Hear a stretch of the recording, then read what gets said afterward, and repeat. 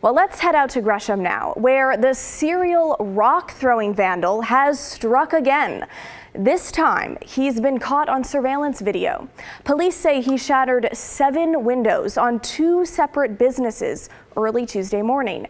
And tonight, he's still out on the streets, identified as 25-year-old Garret Fine of Gresham. Now, this is a case that we have covered extensively on the story about a month ago.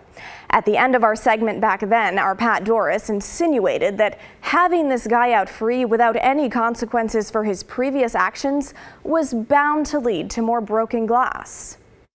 He was released without supervision or bail and is, well, who knows where he is tonight. And that is a big problem. The businesses that were hit in Gresham this week, Opal Salon and Willoughby Hearing, cannot believe that nothing is being done to keep this guy from damaging more shops. It makes me upset. It's like, you know, my mom always told me there's consequences to your actions, right? He's not being held to his consequences at all, I feel, and it's very frustrating. It's just been kind of difficult to deal with this because it's not like it's a one and done or just, you know, kids. It's someone constantly doing this and damaging our city. So what is the deal here? How is Fine slipping through the cracks time and time again? He's damaged at least 13 businesses, and when he's caught for this latest vandalism, that will mark his 5th arrest for crimes like this in just a month and a half. Let's go through his timeline of crime and the reasons why he's just been released. According to the Multnomah County District Attorney's Office, Fine was first arrested June 27th for breaking windows along Northeast Hogan Drive. He was given a criminal citation but was not booked into jail.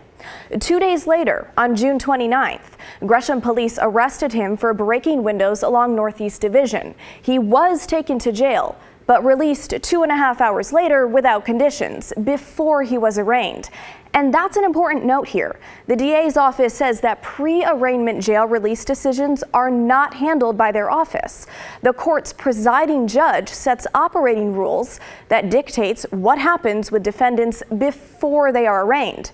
Those rules were required after the passage of Senate Bill 48 as part of a statewide effort to reduce the use of bail to hold defendants. So as much as many of you would like to pin this on the Multnomah County DA, his office is actually not involved in these release decisions before arraignment. So at this point, the rock thrower was deemed a low risk to fail to appear for his court dates and low risk to reoffend. Well, that was wrong. 5 days later, on the 4th of July, Fine was spotted breaking windows in downtown Gresham around 2:25 in the morning. He was booked into jail but released just 5 hours later before being arraigned because he was still deemed a low risk under the order from the presiding judge. About 12 hours later, on the same day, 4th of July, Gresham police arrested him again, this time for breaking windows at businesses on East Powell Boulevard. So surely he had to be held in jail this time, right? Because it was his second arrest in less than 24 hours. He was held until his arraignment. And you would hope the DA's office would really go after this guy for his history of vandalism, but there was a problem. A constitutional one. The court could not find him a public defender. So, you guessed it, he was released. And that leads us to this week. No previous consequences, the rocks fly, the glass shatters, and businesses are left with plywood band-aids and hefty bills to replace their windows.